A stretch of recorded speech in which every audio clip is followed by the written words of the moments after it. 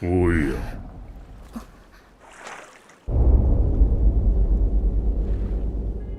An orphan girl named Chise is signing documents to be auctioned off while her owner Seth watches. He asks her whether she's going to regret it, and she says no. The auctioneers then continue to wrap irons around her neck and hands, as well as a chain that extends from the section that goes around her neck. She's led to a platform where the auction begins at £500,000. The price begins to rise, and a towering man enters the room, approaching her. He walks onto the platform and hands over the sum of £5 million.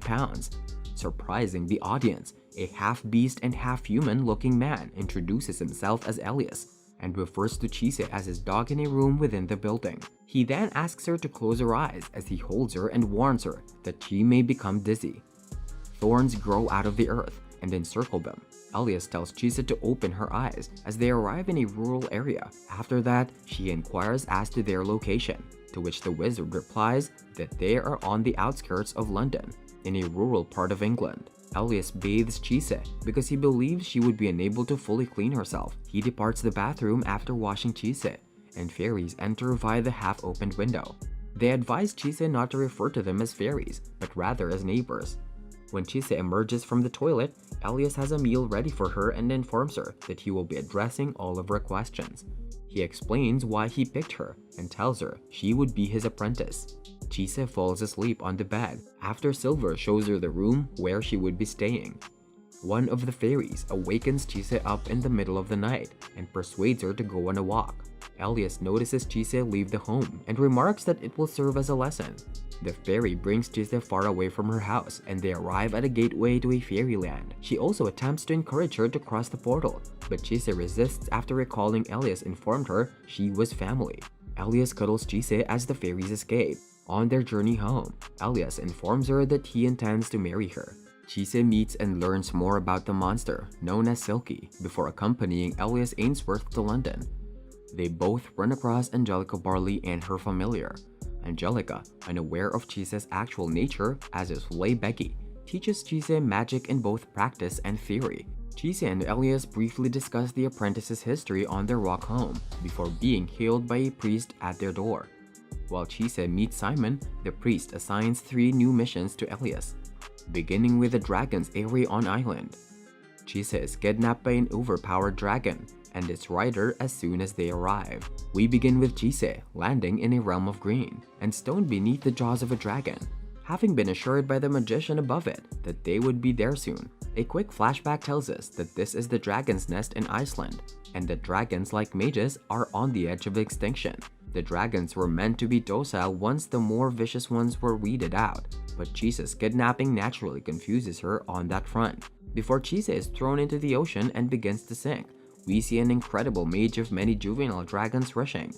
When she eventually emerges, she comes across a massive stone dragon that is getting blind, and that his decomposing corpse is giving birth to plants that will constitute the foundation of a new forest. When questioned why he brought her, he says that he heard about her from the Ariels, the small fairies that tried to capture her, since tales fly like wildfire with them.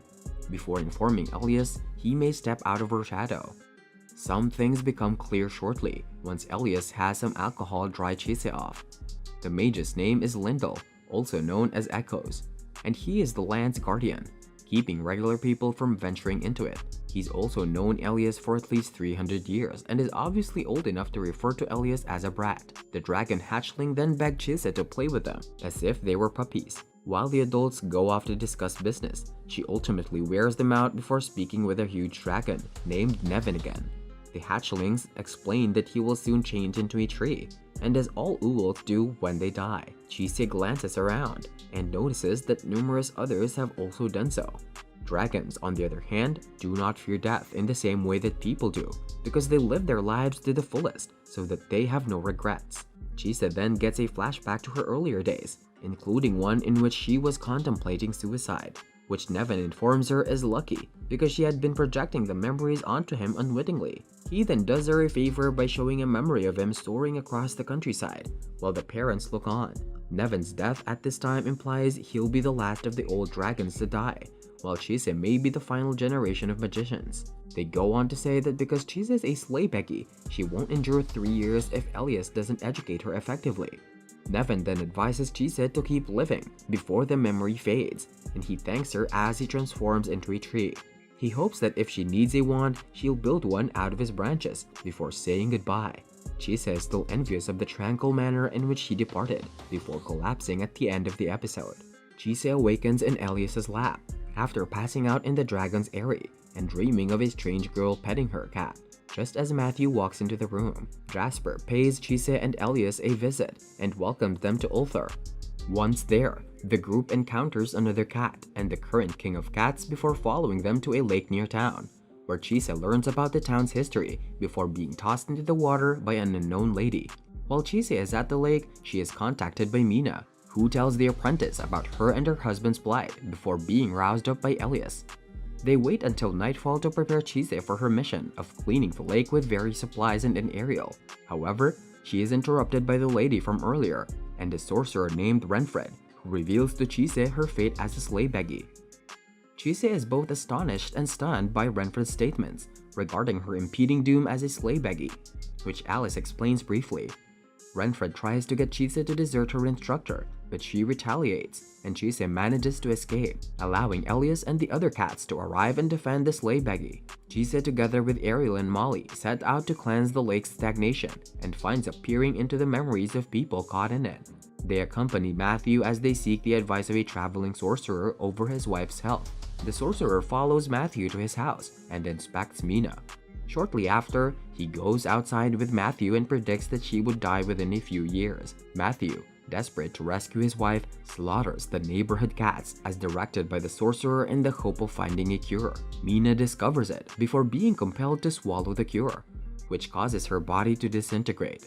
Matthew, who has gone mad, is slain by Tim, the first Cat King. Once this is completed, Mina confronts Chise and the others, and Chise ultimately works out how to guide the souls of Mina, Matthew, and the other cats to the next realm. While Chise is cleansing the lake's stagnation, Renfred, Alice, and Elias are discussing, while Renfred challenges the mage's motivations for pursuing Chise. Elias responds with his own inquiries, how Renfred obtained that knowledge, why he is here, and who removed his arm. Chise, on the other hand, pauses their chat while she completes the procedure, before passing out.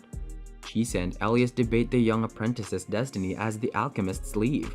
After 2 weeks, Elias returns to the wilderness with food prepared by Silver, where Chise is still sleeping. Simon arrives shortly after, concerned about her, and they argue for a bit until Tatiana appears beside Spriggan. Before Oberon is discovered close to Chise, the queen sends Simon away, since he is a priest. Chise awakens with the king's assistance and is introduced to the king and queen of the Fae. Chise and Elias discover Simon on their way home, after both parties have departed, but he is forced to leave seconds later. Chise then tells Elias that she wishes his experiment worked, and he reassures her before they head home.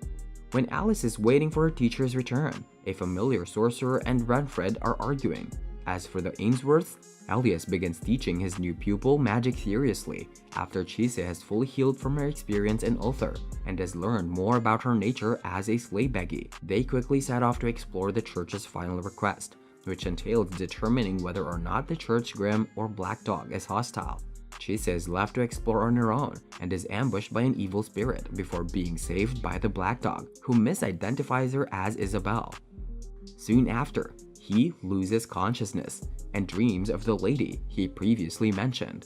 Alice enters and demands that Chise hands up the dog before being put to sleep by a potion concocted by Chise because she felt threatened. After waking up, Ulysses continues to speak about Isabel and how Chise resembles her. The slay Beggy comes to learn that Isabel is dead and that Ulysses doesn't realize who he is. Chise interrogates Alice when she awakens with her wrists bound behind her back. Elias emerges from Chise's shadow and accepts Alice's offer to assist them with his child, as she discloses that she and her master are being blackmailed by this odd youngster to collect stuff for him. Chise notices Cartophilus and his chimera as they come, forcing Alice to the side as she takes a hit for her. Elias was transformed into a monster as a result of this. Chise wakes up in the monster arms of her instructor after being hit and losing consciousness. However, when the mage becomes enraged, Elias lets go of her and begins attacking Cartaphilus' chimera, while Ulysses attempts to awaken Chise. The Soleil Beggy dreams about Ulysses' history with Isabel and of her demise before waking up again. After dealing with the chimera, Elias attempts to agitate Cartaphilus by screaming out his name, but is stopped by Chise, while Cartaphilus receives a shot from Renfred. As both masters rejoin with their trainees, Elias reverts to his normal self. Cartaphilus, on the other hand, recovers, and a chimera created from Isabel comes before them. Chise then threatens Cartaphilus before being teleported away by Blue Flame. When Chise is secure, the fairy is recognized as Will-o'-the-Wisp, and he immediately begins bickering with Elias until both of them respond to quiet him down. Blue Flame continues to assist Ulysses in discovering his actual identity as a church gloomy, only to have the dog give himself as a familiar to Chise. Cartaphilus returns but is unable to prevent the Soleil Beggy and the Black Dog from forging their deal, leading to Ulysses being renamed into Ruth and his killing Isabel. Cartaphilus departs, followed by Renfred and his apprentice. Blue Flame is seen carrying the deceased soul away before Elias and Chise leave with Ruth. Ruth pays a visit to Isabel's grave before coming to Chise, and the two of them ask Elias whether he plans to leave his room, as he has been for the previous 2 weeks, but he says he'll stay for a little bit longer. After dining, Silver kicks Ruth and Chise out of the house so that they may go shopping. They immediately see Angelica and Hugo and accompany them to a neighboring hamlet, where they go shopping and discuss Chise's present dilemma. Chise and Ruth make another attempt to speak with Elias once they arrive. They spend the night together, and Chise awakens from a nightmare to find a message from Elias saying he'll be back by nightfall. During their hunt, they stumble upon an old man and the vampire that lives with him. Ruth departs to go for Elias, leaving Chise with Joel and the Lianen. They discover him laying in a pond, and Chise asks Elias to explain about himself at some point, to which he responds that he will need some time but will do it anyhow. Chise and Ruth head to the Dragon's Eyrie to meet Lyndall, who instructs the trainee to begin crafting her wand from Nevin's tree. She keeps doing this until midnight, when Lyndall takes advantage of the chance to inform her about Elias's background.